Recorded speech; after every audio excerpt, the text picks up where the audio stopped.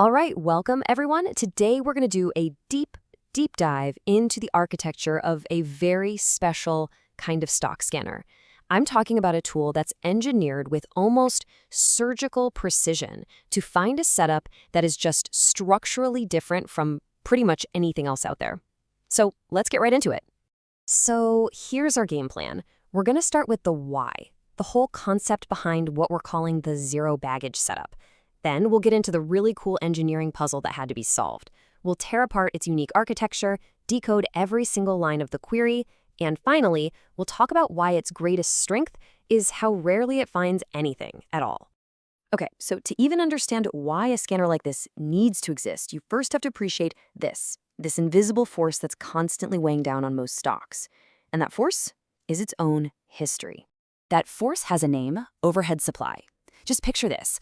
A stock used to be trading way up high and then it fell. Well, at every single price point above where it is today, there are people, investors who bought it, are now underwater and are just desperately waiting for the price to get back to where they bought it so they can sell and get their money back. They literally form a wall of selling pressure as the stock tries to climb.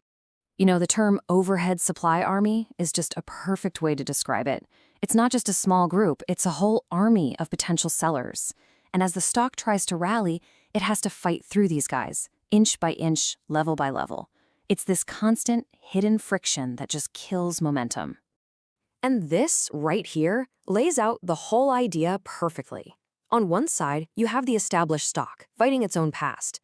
But on the other side, a recent IPO that's just hitting a brand new all-time high. Think about it. There is no one who bought above this price. There are no trapped buyers. There's no overhead supply army. The runway is completely clear. It's entering what traders call price discovery, literally blue sky territory. Okay, so we love the concept, right? It makes perfect sense. But how do you actually build a scanner to find it?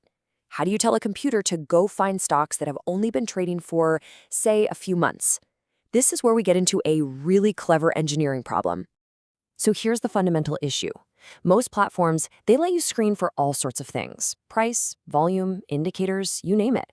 But what they don't have is a filter for IPO date or days since listing. It just doesn't exist. So the question becomes, how in the world do you find something when the system doesn't even give you the tool to search for it? In the solution, it's just so beautifully elegant. Instead of trying to find something that is there, like a listing date, you look for something that isn't there. Specifically, the 200-day simple moving average. The logic is dead as simple, but it's genius. See, to calculate a 200-day moving average, you need, 200 days of data. So if a stock doesn't have a 200-day SMA, it can only be for one reason. It hasn't been public long enough to have 200 days of data. This absence becomes our perfect proxy, our stand-in for listed in the last 10 months or so. It's just a brilliant workaround. But wait, the cleverness doesn't stop there, because using this absence trick actually created a new technical problem. And solving that problem is what led to the scanner's core design, an architecture built specifically to get around a platform's limitations.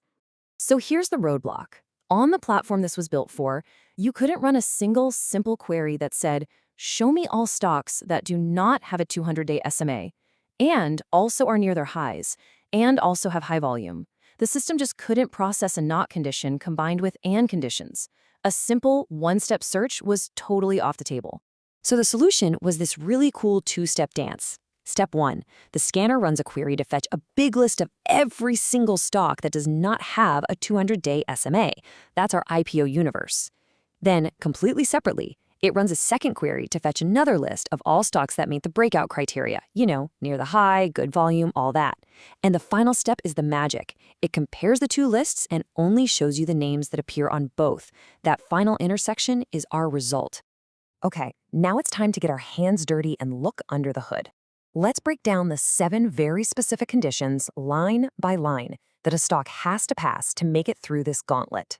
So here it is, the master blueprint of the entire query. You can think of this like a recipe with 7 ingredients, and every single ingredient is in there for a very specific reason, from finding the right kind of stock, to confirming the move, to just making sure it's actually tradable. Let's look at them in a few groups.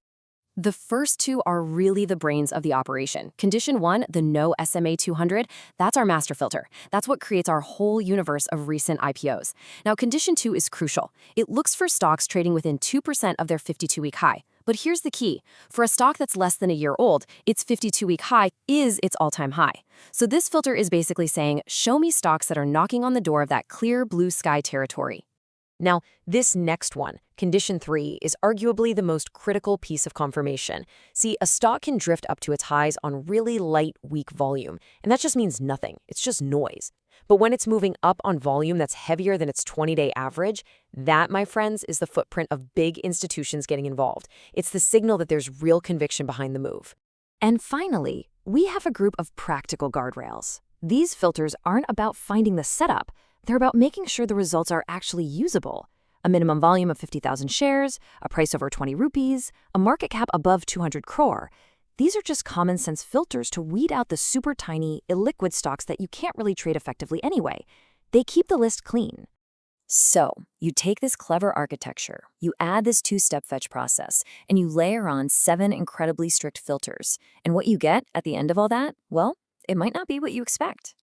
On most days, this is what the scanner returns. Absolutely nothing. 0 results. And it is so important to understand this.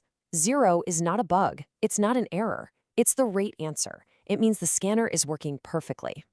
I mean, just think about what has to happen for a stock to show up. It has to be a recent IPO, and be within a stone's throw of its all-time high, and be doing it on above average volume, all at the exact same time. The convergence of those things is incredibly rare. And that's the whole point. This isn't a tool you run to get a long list of ideas every day. It's a high-precision alert system. The rarity is the feature. It's designed to be quiet so that when it finally makes a sound, you pay attention. And that really just leaves us with one final thought to chew on. We've taken apart this whole elegant machine, from the core idea to the nitty-gritty of the code. So if it takes this much engineering, and this rare an alignment of the stars for a single stock to pop up on this list, what do you think it means for the potential of that setup when you finally see one?